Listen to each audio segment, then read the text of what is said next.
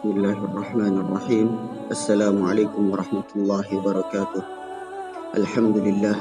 Wassalatu wassalamu ala rasulillah. Kepada anak-anakku dan murid-muridku, siswa SMP Tahfidz Al-Fajar yang semoga dirahmati oleh Allah.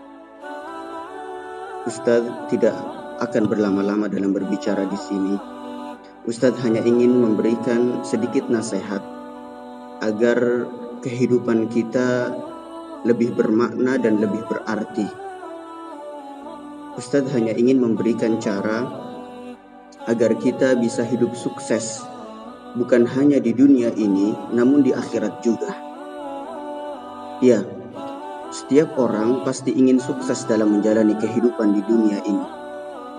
Namun, setiap orang memiliki langkah-langkah sendiri dalam menggapai kesuksesan. Sebagai seorang muslim dan seorang mukmin, kita harus paham bahwa langkah untuk menggapai kesuksesan di dunia dan di akhirat salah satunya adalah dengan menuntut ilmu. Ya, menuntut ilmu adalah kewajiban bagi setiap muslim. Rasulullah Shallallahu Alaihi Wasallam bersabda dalam sebuah hadis yang diriwayatkan oleh Ibnu Majah dan disahihkan oleh Syekh Albani, "Talabul ilmi faridatun ala kulli muslim." Menuntut ilmu adalah wajib bagi setiap muslim. Ilmu dapat menjadikan hidup seseorang sukses dan mulia di dunia ini.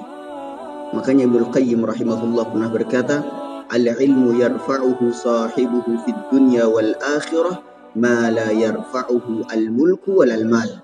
Ilmu akan mengangkat derajat seseorang di dunia dan di akhirat, melebihi dari apa yang bisa dilakukan oleh jabatan dan harta. Orang yang dimuliakan karena jabatan dan harta, kalau jabatan dan harta itu hilang, maka hilang jugalah wibawanya. Dan mentok-mentoknya orang yang memiliki harta dan jabatan, dia akan dimuliakan hanya di dunia. Tapi beda dengan ahli ilmu. Dia akan dimuliakan di dunia dan juga di akhirat. As-Sufyan Ats-Tsauri pernah mengatakan, "Man arada dunya wal akhirah fa alaihi bil ilmi." Siapa yang menginginkan dunia dan akhirat, yaitu kesuksesan di dunia dan di akhirat, maka hendaklah dia menuntut ilmu. Jadi salah kalau ada sebagian orang yang mengatakan mau sekolah sunnah mas, mau pondok mas, memang anaknya mau jadi apa? Atau ada sebagian dari teman-teman kita yang mengatakan kepada kita, emang kamu mau masuk pondok, mau masuk sekolah tahfidz, kamu cita-citanya jadi apa? Itu salah ketika ada orang yang memiliki stigma seperti itu. Ada sebuah kisah yang Ustadz ingin sampaikan kepada kalian. Semoga kisah ini memberikan inspirasi bagi kehidupan kita. Kisah yang ketika kita bisa terapkan dalam kehidupan kita, maka kita akan dimuliakan. Baik itu di kehidupan sekolah kita ataupun di kehidupan masyarakat kita.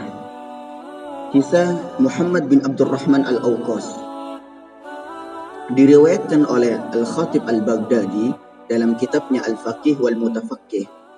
Seseorang yang bernama Muhammad bin Abdurrahman Al-Awqas.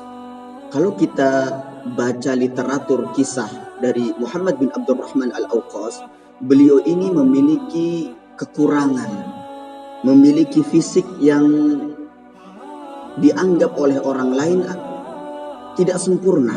Ya, beliau memiliki masalah dalam fisik. Beliau pendek, beliau jelek, dan lehernya itu sangat pendek. Jadi space antara kepala dengan bahu itu sangat pendek. Maka orang-orang pun menjadikan Muhammad bin Abdurrahman Al-Awqas sebagai bahan bulian.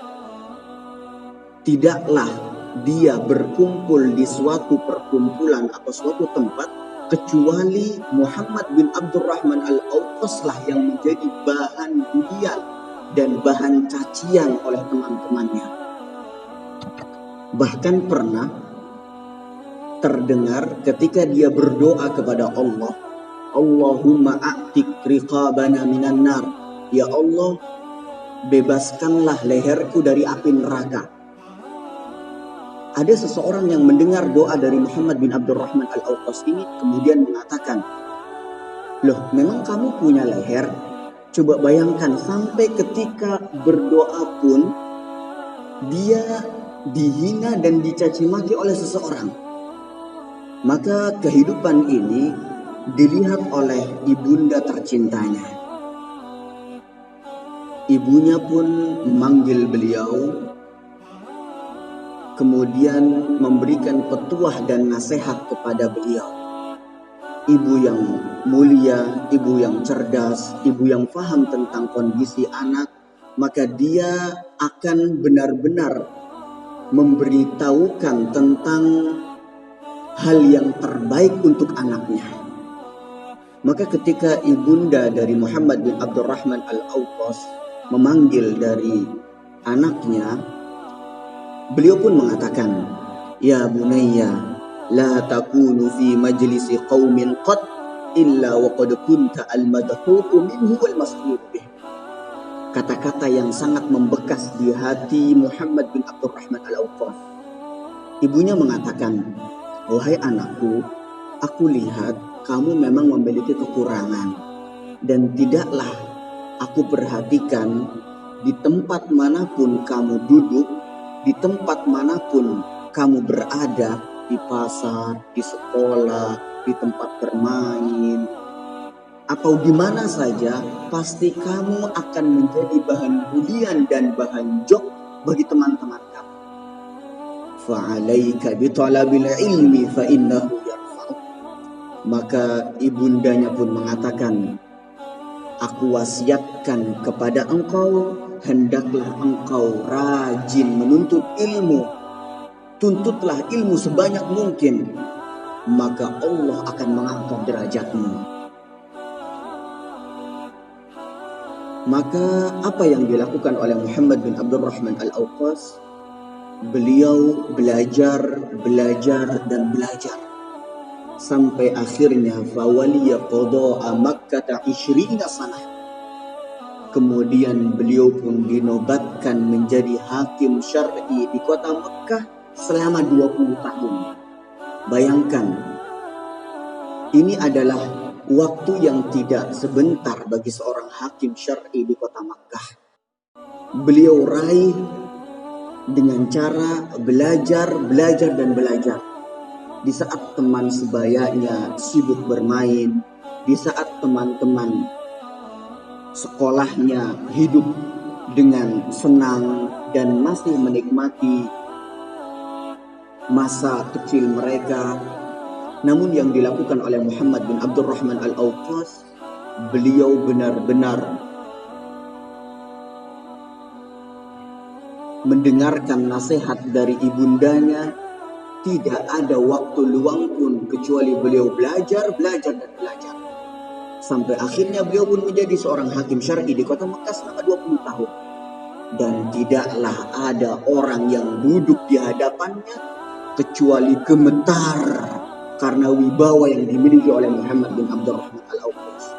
Coba bayangkan, sebelum dia berilmu, dia menjadi bahan bulian, hinaan, cacian.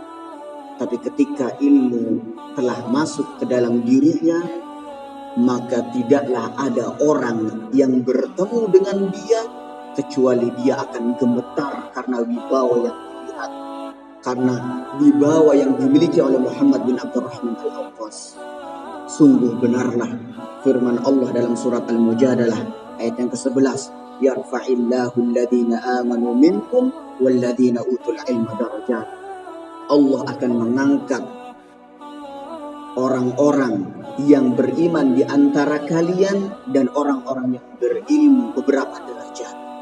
Tapi ingat, ikhlaskanlah niat hanya untuk Allah dalam menuntut ilmu, maka Allah lah yang akan memberikan kemuliaan itu.